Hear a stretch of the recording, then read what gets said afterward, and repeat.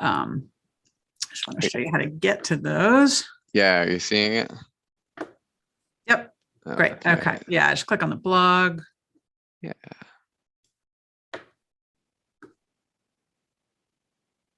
Still wanting to load. Okay. Yeah. There are pictures there somewhere. Ooh, look, yeah. I need to have more tags and summaries on these. Can you just drill into one, like sure. our last one? Scroll down. There we go. All right. So that'll just kind of give you a rundown of what we went through the previous week, things we talked about, news that's come up, issues we discussed, links to recent studies. Sometimes there's interesting things going on there. Great. Okay. Next, I think mentioned the last time or two that we were getting some exciting new software for kind of all of our nonprofity stuff, and we're really excited about that. And one of the small pieces of it that is just a big help to us is we got a whole new donation thing that just will make things more user-friendly. Aiden, could you scroll back up to the top there and just click on the donate button? Right. Yeah. All right, so it'll be a slightly unfamiliar screen, but this makes it easy without having to use PayPal to be able to set up either a one-time or a recurring donation. We just love having those 10 or 20 or 25 or whatever dollar donations that flow in each month. It's a super big help to us. So if that's something you would consider, please check it out there. Let's see. Also, in our new software, something we're gradually rolling out now, our helpline is getting moved into the new software. And the reason I've been excited about that is it will just be such a help to us with being able to follow up better. There's an awful lot of people that we have worked hard to help over the last couple of years where we just haven't had the infrastructure to reach back out every now and then and say, hey, how are you doing? Have you had the progress you were hoping for? Is there anything else we can do? And that's something I'm really looking forward to being able to do a better job of, especially with our new admin assistant, Cindy, here to help. Let's see. So next, today, we want to run over another topic on our survey results. So we've been going through week to week, starting with our symptom data on our big dry eye survey. Yeah, go ahead and jump into the symptom section. Yeah. All right. So how it started. Right. So the first questions we asked were about when your dry eye started. Was there a gap, say, between when it first started and when it became a problem, right?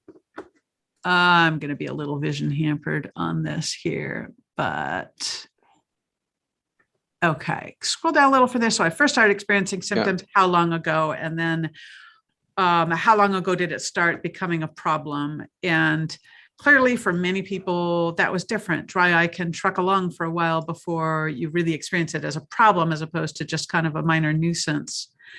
And then whoops, are we on the, sorry, which title is that, Aiden? It says first started considering it a problem. No, the page. Oh, how it started. Okay. Here's how it started. That's what I wanted to see, I think. Okay. So this is where it gets interesting. It was exciting for me because I was wanting to see numbers for some of these things where I get a sense of a trend just from talking to people and emailing with people over the years.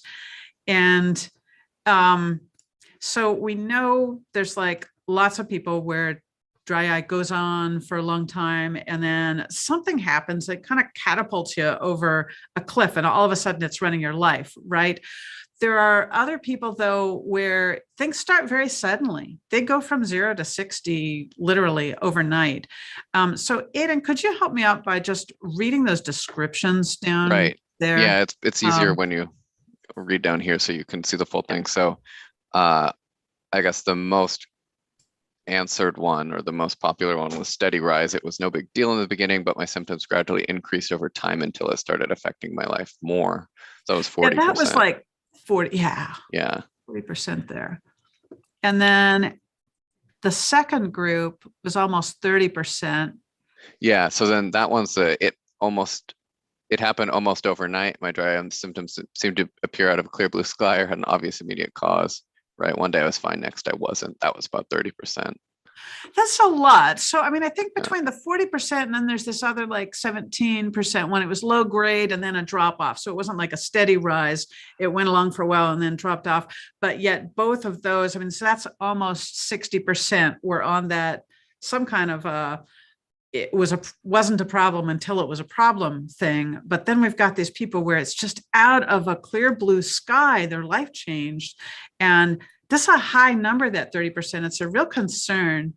Then we've got there's like 10% down there. Is that the roller coaster folks? Yeah. Yeah. Up, down, and all over the place. Okay. So just interesting seeing these patterns. People have all different stories, but they do fall into these kinds of patterns. Okay. Could you, let's see, jump back out to the seasonal? Oh, seasonal. Yep. Seasonality. All right. So different times of year. Is there a pattern to when it's worst? Yeah, just scroll down to the list part. Yep. So we've got winter, spring, summer, and fall. Winter is the winner. We sure hear about that. Really, as soon as the heat goes on in the fall, we start hearing people having more trouble in the colder climates, especially. Summer, the fact that summer is number 2 is kind of interesting to me. I really do think this stuff varies a lot with where you are geographically. I would imagine that a lot of the summer increase for those where that's worse is air conditioning on. I mean, that can be as brutal as heat in winter. Or is it that people are outdoors more and the wind is bothering them more? Don't know. Okay, let's look at the diurnal fluctuation. Can I just say a note on the scale on this one? The question is asking from 1 to 10. How bad this season is for you, and then these are averages. So these spider graphs are terrible. I don't know what 24% means, but I know that an average of 6.78 means that most people rated winter to be high, right? Or it was across the board kind of the highest. So nothing is under 5 out of 10. Right. Wow. Yeah. It would be interesting to, see a different distribution of the data. Yeah. Yeah. Anyways. There's a lot of these where I want to go in and slice and dice data more. So for now, we're just seeing the high level ones. All right, let's look at the diurnal fluctuation. So what's our worst times of day? Let's go straight to the list there. So the winner is evenings by a pretty fair margin. So it's like, it makes sense. Your eyes are open all day. They're getting the exposure and tear loss, and it just gets worse and worse throughout the day. So that's what we hear from a lot of people. That's why, we find social life affected. People's eyes are just done by the end of the day. They don't want to go anywhere, just need to go home and take care of them. And then first thing in the morning is number 2 there when I first wake up. So all of those kind of show they're, let's see. Yeah, so bad first thing in the morning, then better in the morning, gradually worsening in the afternoon, worst in the evening.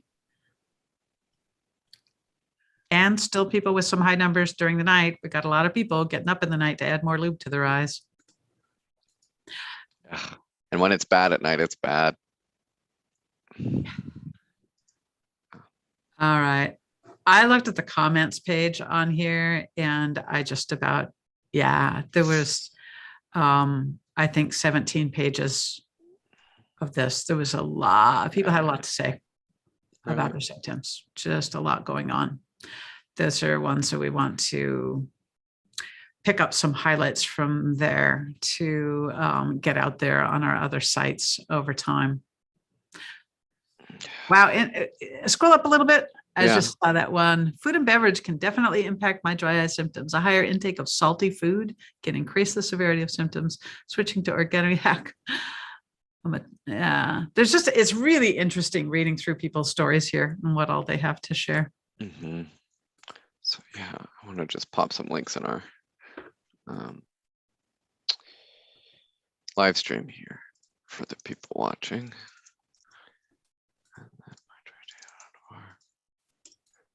Cool, thanks. Yeah, okay.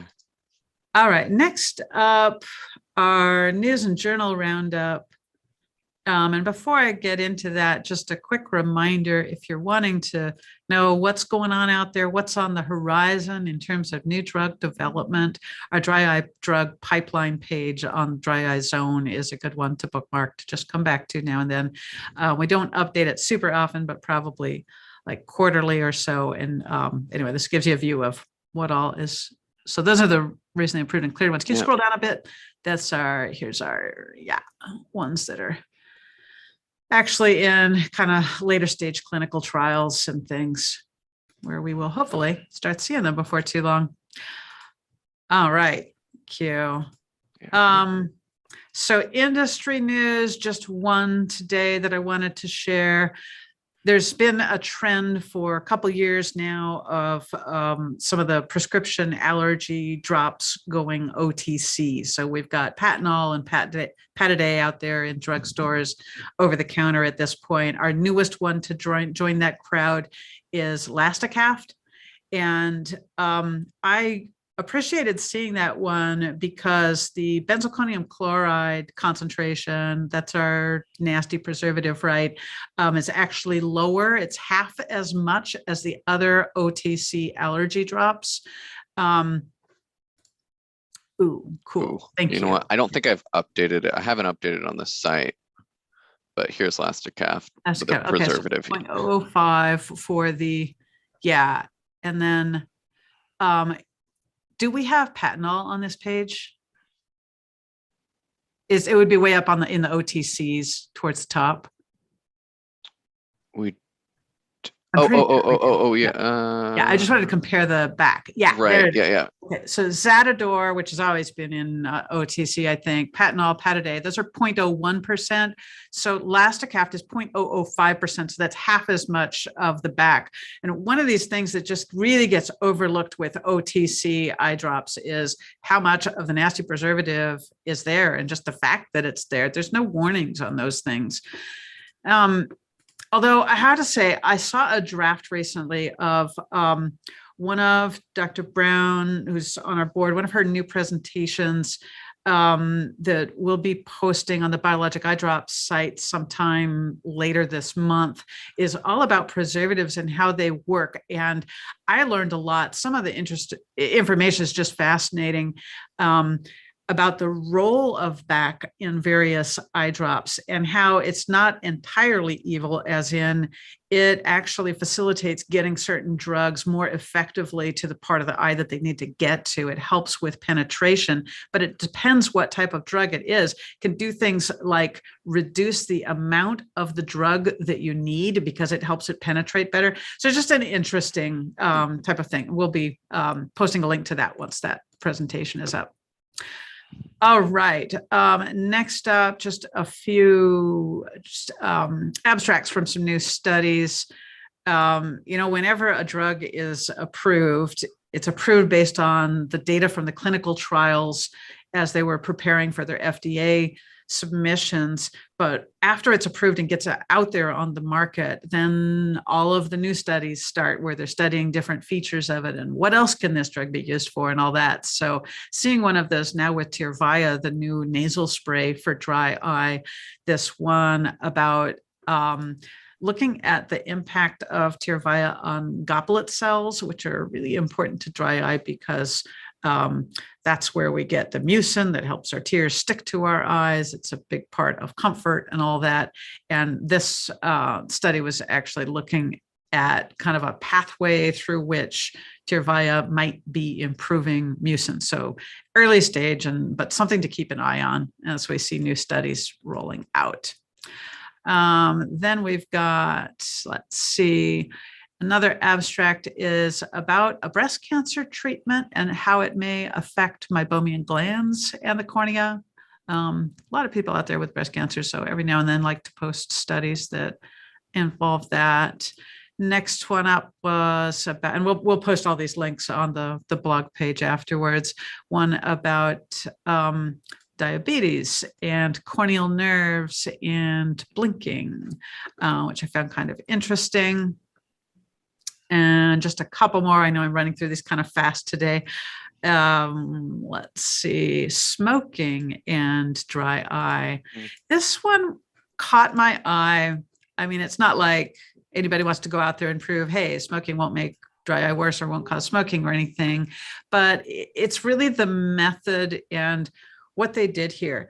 Because, you know, we're really awash in dry eye studies of all different types of aspects of dry eye and treatments for dry eye. And they're kind of a dime a dozen out there, but the ones that we want to be paying the most attention to really are these meta-analyses where people go and they take a whole pile of studies and they sort the sheep from the goats and they weed out all the ones that weren't very good quality, hopefully, and they then crunch down the data. They try to line up as many studies that are actually comparable as possible and figure out what is this data telling us. So it's not just one study, but it's 15 or however many to give us some real answers.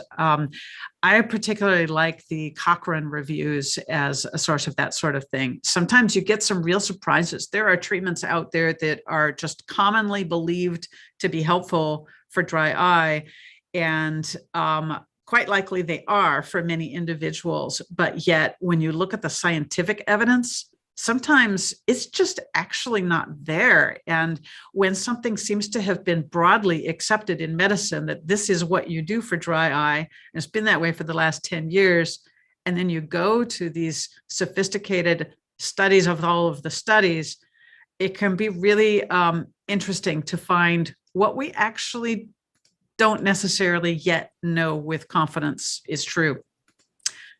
All right, last little one here. There was this one just caught my eye, correlation of myoscale symptom score and sign score for MGD. There was a statement in there somewhere in the conclusions? They said associations between the meibomian gland loss score. So if you got glands you're losing, and the OSD score, which is the symptom thing of how do I feel, they were statistically significant, but not clinically significant. And it's kind of a mouthful, but what I take away from it is a thing I've often kind of had in mind, which is, gland loss is not necessarily saying, every new gland you lose, you're going to feel that much worse. The symptoms that we have and the clinical signs that they see aren't always that closely tethered, which sometimes can be just a hopeful thing to know. It's not like your life is going to end necessarily if a couple more glands go. We've got to work on our eye health, but without necessarily being fearful about what tomorrow brings. All right, that is it on abstracts. And now I am going to go back to something I just started introducing last week, which is biologic eye drops. So introduced kind of a topic and a new website that we've launched. This is something you're going to be hearing about a lot from us in the coming weeks and months.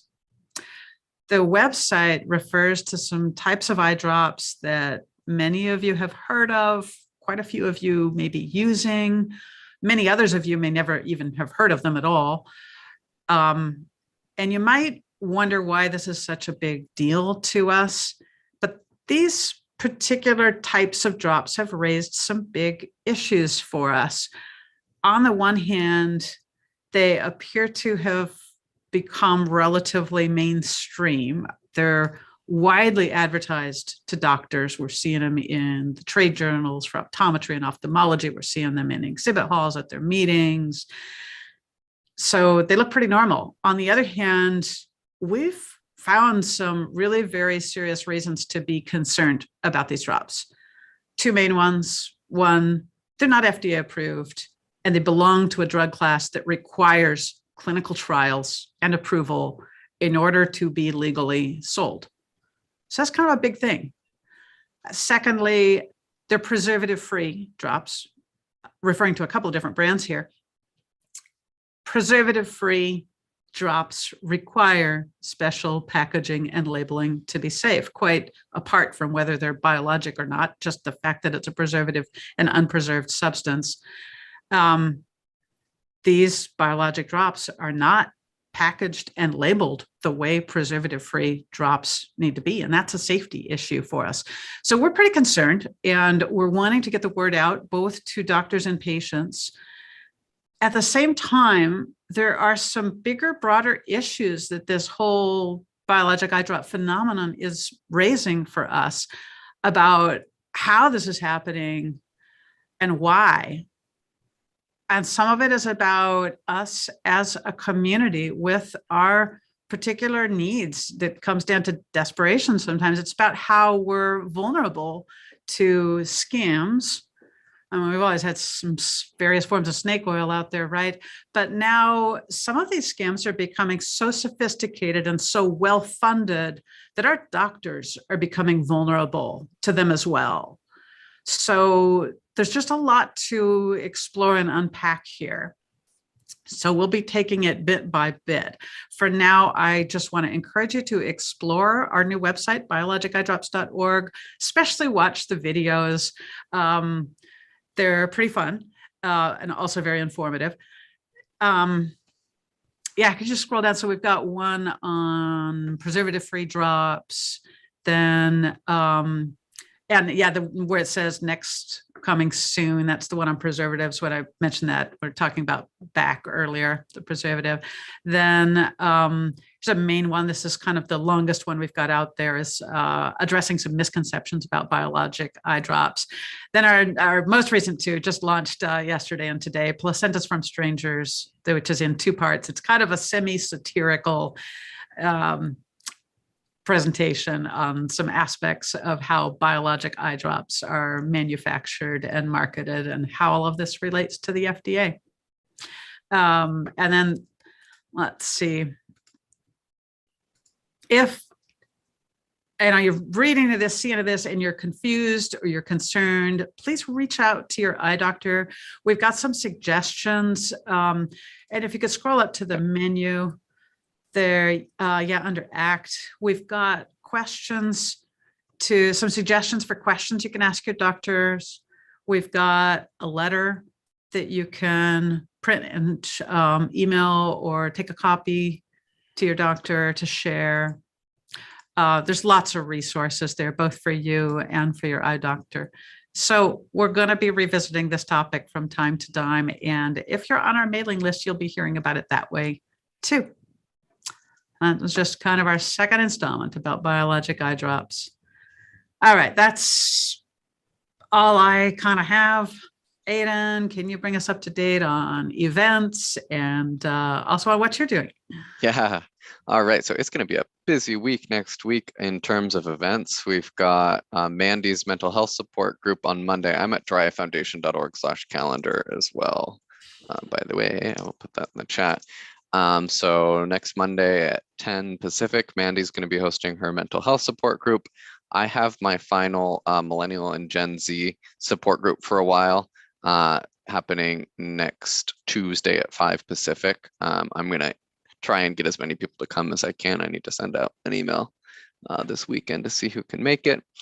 Then we have our UK support group next Thursday at 6 p.m. London time, and Scleral Lens group Rebecca will be hosting at 5 p.m. Pacific on Thursday. And then on Friday, I guess I don't have the Dry Foundation live up there yet.